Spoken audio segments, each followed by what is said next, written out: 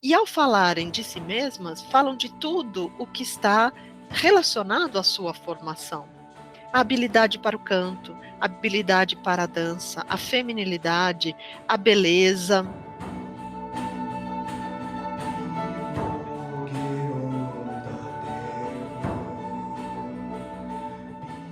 Olá, da última vez em que estive aqui, no programa Clássicos em Dia, falei a respeito da mélica, um dos gêneros em evidência e no seu grande momento na era arcaica, na verdade, mais largamente no período que chamaríamos de o período da cultura da canção, de uma Grécia prevalentemente oral, que vai de cerca de 800 a 400 a.C. Falei sobre a definição básica desse gênero como a canção para performance ao som da lira em modo solo ou coral, e neste caso com o acréscimo da dança e também de outros instrumentos, e chamei a atenção justamente para essa dimensão absolutamente performática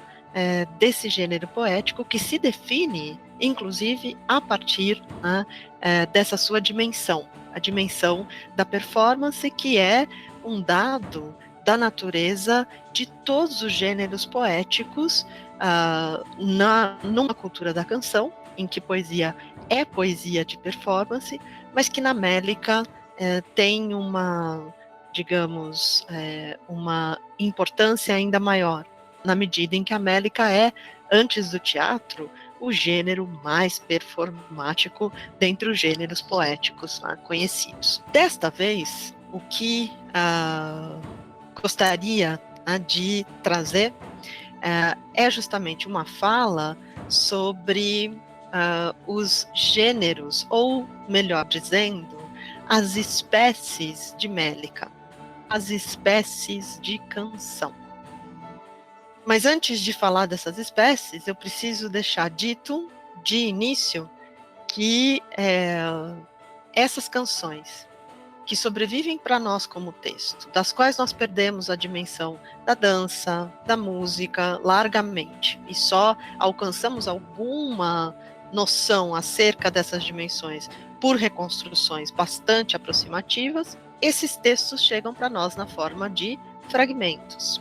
E aí, não se pode dizer, isso é algo que já frisei em outra oportunidade, não temos como apontar para isso uma causa específica. No fundo, a condição em que os textos chegam para nós é fruto de uma combinação de elementos no correr dos séculos, no andar do tempo e das suas vicissitudes. Portanto, não cabe aqui ficar discutindo o que faz com que o poeta chegue mais bem preservado e outro não, porque dificilmente saberemos e, no mais das vezes, estaremos no território da especulação. Agora, exatamente porque chegam para nós como fragmentos, seja em fontes de transmissão direta, ou seja, naqueles materiais destinados a preservar esses textos, como papiros, manuscritos, ou chegam por nós por transmissão indireta, isto é, as citações dos versos das composições, raramente de todos, porque se essa poesia estava no centro da formação do homem grego, como estava desde a cultura da canção, e vai permanecer assim até basicamente o século XIX, a poesia, os versos eram amplamente conhecidos. Então, os que chegam para nós pelo caminho das fontes de transmissão indireta, ou seja, citados em obras antigas de filosofia, biografias, os mais variados gêneros de discurso, mas sempre em prosa, chegam para nós normalmente reduzidos. Então, seja por um caminho, seja por outro, a condição desses textos é a condição de fragmento. Muitas vezes, o pedaço que chega para nós tem começo, meio e fim, digamos, é uma sequência que poderia estar dentro de uma composição maior, mas que naquela, né, digamos assim, naquele conjunto de versos apresenta uma sequência inteligível que abre, caminha e se fecha. Então, tem ali uma aparência de completude, mas muitas vezes essa aparência é enganosa, ou melhor, no mais das vezes. O problema é que nem isso nós podemos sempre precisar. Há composições que parecem completas, mas nós não podemos ter certeza de que elas estejam completas. Outras poucas composições, pouquíssimas, nós temos absolutamente completas e temos certeza disso, e a maioria fragmentária chega com lacunas, chega com não só lacunas de versos que faltam do começo, do fim, do meio, mas chegam também com palavras perdidas, tá? E por isso acabam sendo, quando é possível, quando há um consenso nas edições rigorosas, por vezes acabam sendo emendadas, suplementadas. Então, a condição desse material é uma condição bastante frágil. Isso significa que, embora nós conheçamos várias espécies de canções, e várias havia, e embora nós possamos apontar para essas canções vários exemplos, nós não podemos classificar do ponto de vista da espécie todos os fragmentos que nós temos de todos os poetas, porque simplesmente, muitas vezes, não temos condição de fazer isso, não diante das nossas evidências. Então, isto deve ficar no horizonte, mas claro, vamos então falar de algumas das espécies, essas as mais famosas, né? Mas deixando claro que elas não esgotam o corpus de cada poeta, elas não esgotam o nosso horizonte de canções, mas elas são importantes porque, quando pensamos nas espécies e nas espécies da Mélica, creio que entendemos de uma maneira mais consistente o que significa falar numa poesia de performance, que não é, como vai sublinhar Laura Swift no seu excelente livro The Hidden Chorus, de 2010, nós não estamos diante, quando tomamos em mãos os fragmentos da Mélica, nós não estamos diante de artifícios literários, simplesmente. Mas nós estamos diante de canções, como ela frisa, que estão incrustadas, fincadas num contexto ritual e performativo. E neste contexto ritual e performativo, ela termina concluindo, cada gênero mélico tem um propósito a cumprir nesse mundo externo ao poema. Propósito este que não se coloca para aqueles que são gêneros puramente literários, como os da poesia moderna. Penso que, olhando, portanto, para as espécies, olhamos para a especificidade dos tipos de canção. E, ao fazermos isso, ao olharmos para essa especificidade, podemos compreender melhor essa vinculação dos gêneros com o contexto ritual performático, mas também a função que cada gênero pode cumprir no mundo externo à canção, que, portanto, como frisei da última vez em que estive aqui, falando da Mélica, esse mundo externo não é, de fato, externo à composição.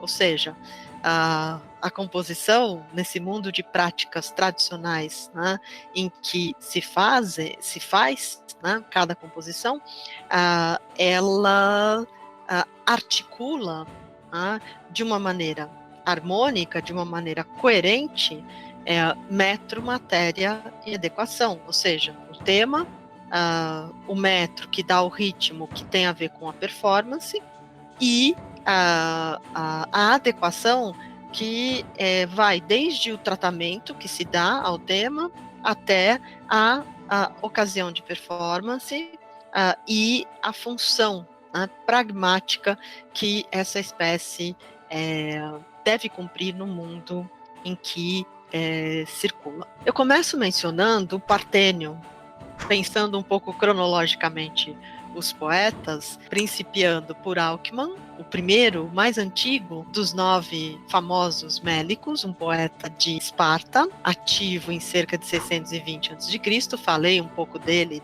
e da sua Esparta no encontro sobre Mélica. Ele será especialmente famoso nos testemunhos antigos pelos partênios. A palavra partênio está vindo, dela deriva do substantivo grego partenos. E essa palavra significa, é uma palavra técnica, e significa a moça não casada, mas já na puberdade. A Pártenos, como a gente às vezes diz, digamos, trazendo, né, para a nossa sonoridade, né, de língua portuguesa, ou a Parthenos, ela é aquela jovem que já saiu da infância, mas que ainda não se tornou uma mulher adulta. Uma mulher adulta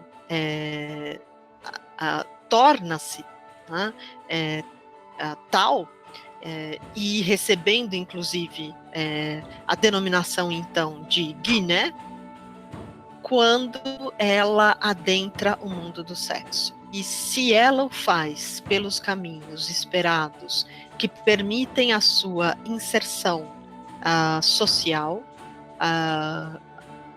essa entrada no mundo do casamento se faz, no mundo do sexo, aliás, se faz pelo casamento. Vejam como eu já estava costurando um elemento no outro. Se tudo corre como deve, segundo as expectativas e os códigos em vigência, a entrada regular, aceita, socialmente desejável, inclusive, da mulher, da moça, na idade adulta, ela vem com a entrada no mundo do sexo, que consuma o casamento num dado momento das festividades, e que, aliás, está no próprio termo antigo para o casamento, que no sentido básico significa o enlace sexual dos noivos, enlace sexual que gera vida e, por derivação, o casamento. A Parthenos, portanto, está num momento transitório, num entre-lugar. Ela nem está dentro da casa, como estaria se estivesse na infância, protegida pela mãe, e ela nem está dentro da casa do marido, sobre a qual ela presidirá, como ela estaria se já estivesse casada. Nesse sentido, ela se encontra não só num momento de transição e num entre-lugar, como também ela goza de uma certa liberdade de movimentos, o que torna esse momento bastante fascinante, mas também perigoso, porque se algo acontecer de indesejável, esse algo pode comprometer, digamos assim, o caminho da Parthenos ou da Parthenos para a condição de mulher adulta pelo casamento. Que aliás, fique claro desde já, na vida feminina, o casamento é como a guerra na vida masculina. É o grande momento, é a grande arena. Tudo na vida feminina se destina à chegada ao mundo do casamento, que dá para a mulher os 2 papéis sociais pelos quais ela se insere na sua comunidade: o papel de esposa, o papel de mãe. Portanto,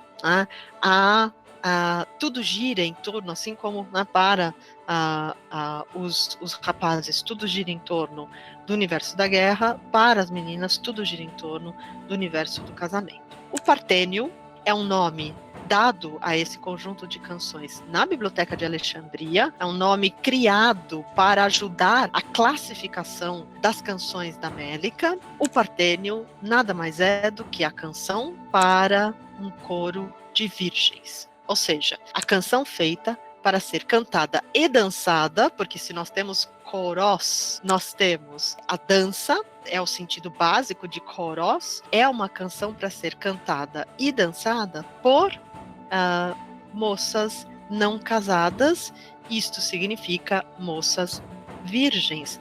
Claro, esse termo usado sem as ideias posteriores de castidade ou de pureza. Note-se que o casamento, claro, como é uma espécie de instituição reguladora da vida sexual feminina, que a dirige para o exercício monogâmico junto ao marido e a procriação dentro da linhagem, não por acaso, metaforicamente referido insistentemente na tradição poética como o jugo. Tá? Esses partênios, portanto, essa espécie do partênio, esse tipo de canção tem essa definição básica.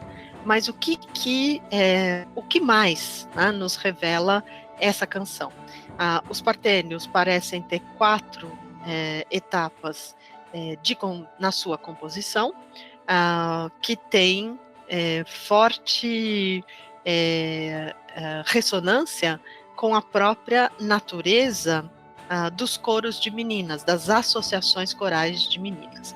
É atestada em toda a Grécia Antiga, e os estudos de Claude Calame são importantíssimos nesse sentido, a existência de associações corais femininas que se destinam à preparação dessas jovens para justamente a sua existência como mulheres adultas, o que significa a preparação dessas jovens para que elas sejam desejadas como esposas e para que elas sejam membros positivos das suas comunidades, no sentido de membros que têm ciência dos valores da comunidade, têm consciência dos papéis que devem cumprir e que, portanto, digamos, podem ser inseridos na vida social de forma em total adesão com o universo em que estão. Justamente essas associações corais, uma delas é esta dos partênios de Alckmin,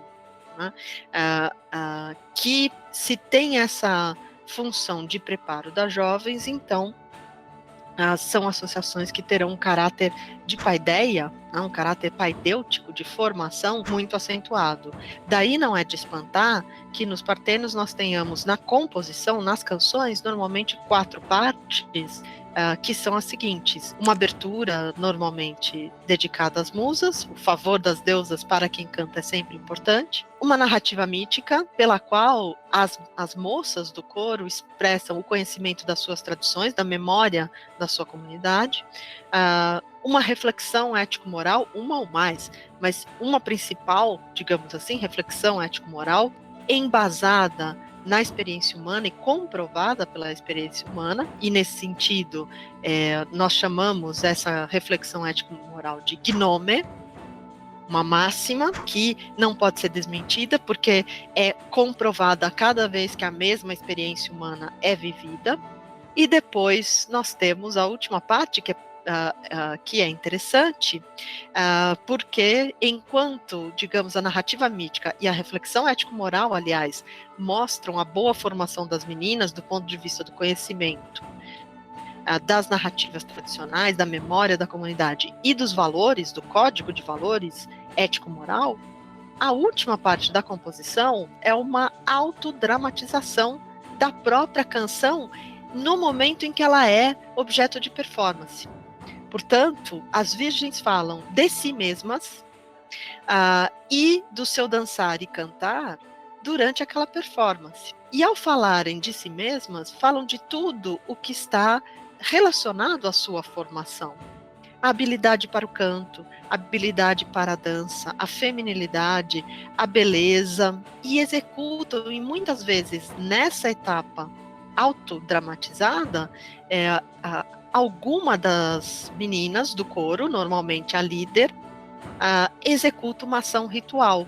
o que mostra também o conhecimento das práticas rituais relativas aos deuses que são tão importantes e que, claro, práticas essas que precisam ser conhecidas, porque inclusive muitas delas no culto precisam ser executadas por meninas ou mulheres. Essa autodramatização insiste, ademais, constantemente no status das coreutas, das meninas, como Parthenoi. Somos virgens, somos as moças não casadas. Uma canção que tenha dança, outros instrumentos, o coro de meninas cantando, se nós pensarmos naquelas duas instâncias mais institucionalizadas de circulação e, portanto, de performance das composições, de que falei quando tratei largamente da Mélica, o simpósio e festival, é claro que os partênios se destinam à performance em festivais. Ora, festivais em que são sempre cívico, público, cultuais, festivais em que está a comunidade. Essa estrutura que permite às coreutas exibirem a sua formação tem a ver com a função pragmática do partênio, que vai ser sublinhada pelos estudiosos. Que função seria essa? Fornecer para essas meninas uma moldura formal, institucionalizada, de sua apresentação à comunidade, para que elas entrem para o horizonte das moças desposáveis, das noivas em potencial. Então, essa é a função prática que cumpre aqui o partênio, em que vejam a estrutura da canção, a natureza do coro que a canta, a situação de performance, tudo isso é significativo e está em articulação. Outra espécie de mélica muito conhecida e para permanecer no universo das jovens é a do epitalâmio. Essa também é uma palavra que vai passar a circular, sobretudo a partir da edição dos poetas em Alexandria. Claramente, os alexandrinos que estavam na biblioteca organizando e editando as obras precisavam construir um léxico que as organizasse. Epitalâmio significa literalmente sobre o tálamo, que é o leito nupcial. Portanto, os epitalâmios que eram referidos, o termo mais antigo para referi-los era himeneu, um termo derivado do deus que favorece o enlace sexual e que ali está, naquele momento estará no aposento dos noivos, que é o deus Hymen, ou Hymenaios. Essa canção, ela tem uma forte tradição na poesia antiga, grega, latina, mas, sobretudo, ela, ou mais do que tudo, ela nos leva para uma poeta, que é Safo. Assim como o grande poeta dos partênios é Alcman, e só temos notícia de Píndaro como um outro poeta que praticou esse gênero, os epitalâmios têm em Safo a sua grande voz, a sua grande poeta. E não temos notícia de outros poetas que praticaram o epitalâmio na época da cultura da canção. Embora tanto o epitalâmio quanto o partênio, como várias espécies de mélica, farão-se presentes na tragédia, porque, como eu disse, da última vez em que falei largamente da mélica, a mélica vai ser, digamos que, absorvida pela estrutura da tragédia, e nos cantos corais, que dialogam com a tradição da mélica, e, portanto, nós veremos ali nos cantos corais das tragédias a sobrevivência das espécies de mélica. Aliás, é exatamente este o estudo que faz Laura Swift, cujo trabalho The Hidden Chorus eu já referi aqui. Portanto, o epitalâmio, ele nos leva para Safo e significa simplesmente a canção para o casamento. A tradição do epitalâmio está fortemente ancorada na tradição popular, porque canções de casamento existem, digamos, pelas vozes dos poetas, mas pelas vozes das comunidades. Existe toda uma tradição larga de canção, porque afinal de contas, como eu frisei também da outra vez, cantamos desde que falamos, e existe, em termos de temáticas constantes, nos Carmina Popularia, né, nos conjuntos de canções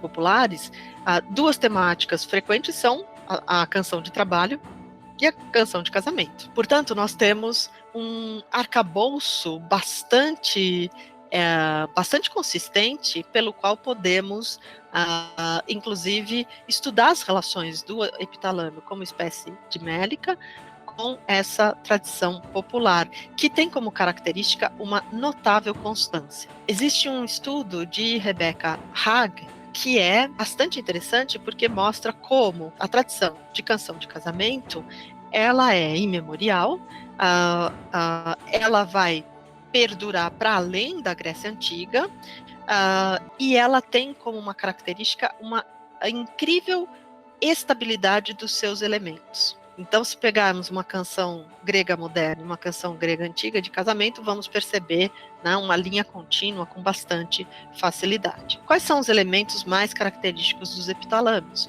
Como normalmente os noivos que estão ali naquela festa de casamento nunca se viram, não se conhecem, ou vêm a se conhecer exatamente ali, e como se deseja que o enlace dos noivos que sela a boda aconteça de bom grado, né, com boa disposição, tudo na festa de casamento se concentra especialmente na noiva, que é, claro, o elemento mais frágil nesse momento, e tudo se volta a dois objetivos muito básicos, né? Suscitar o desejo entre os noivos, porque isso deve facilitar o enlace, e afastar daquele momento que deve ser alegre e harmônico energias ruins, digamos assim, e tensão e nervosismo que em nada vão ajudar. Nesse sentido, o que vamos encontrar nos epitalâmios de Safo? Infelizmente, um corpus muito pequeno e muito reduzido de canções. Vamos encontrar, sobretudo, canções de elogio à beleza física do noivo e da noiva, seguindo a tradição popular, esse elogio feito muitas vezes por comparações de noivo ou noiva a deuses ou a elementos da natureza, jovens plantas, frutas e assim por diante. E no outro ramo, canções jocosas de zombaria, né, que brincam, inclusive, com o elemento sexual da festividade, portanto, podem ser ou podem beirar a vulgaridade, podem ser um tanto vulgares como podem beirar a vulgaridade. E essas canções, portanto, esses dois ramos, nós percebemos em Safo que são os dois grandes ramos que, vejam, que determinam uma função específica para as canções dentro do epitalâmio e logo determinam a maneira como elas serão compostas, a linguagem, o tema, o tratamento e assim por diante. Para pensarmos uma canção cômica, tem um fragmento de Safo, que é o fragmento 114, em que nós temos um diálogo entre a ninfe, a noiva, e a parthenia, a virgindade, em que a noiva pergunta: virgindade, virgindade, onde vais me abandonando? E a própria virgindade responde: eu nunca mais a ti voltarei, eu nunca mais voltarei. É claro que é jocosa, é claro que é zombeteira. E nós temos aqui apenas esses dois versos que são particularmente interessantes porque mostram que não só a canção é coral, como alguém vai fazer o papel da própria parthenia, da própria virgindade. Mas vejam como há esse elemento da jocosidade que procura dissipar as tensões e qualquer mau agouro que possa atrapalhar justamente o momento crucial das festividades, que é o do enlace pelo qual a moça perde a virgindade, o que significa ela, numa transição que se completa de uma maneira muito súbita, se torna a mulher adulta.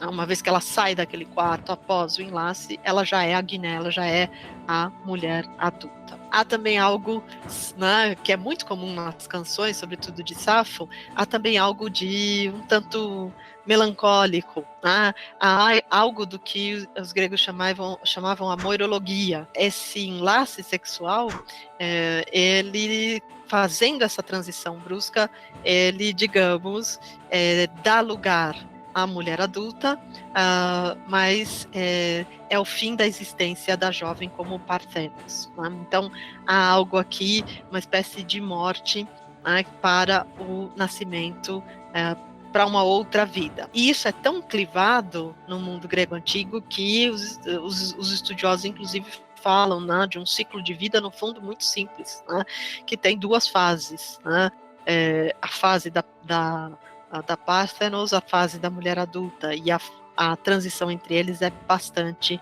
veloz. Então vejam que as funções estão muito claras, que a canção está cumprindo, certamente, canções que poderiam ter a sua performance nas próprias cerimônias de casamento, ou que estão, né, trazendo esse universo para aqueles que cantam essas canções. E no caso de Safo, isso é bastante eloquente, porque Safo está associada a um grupo de meninas.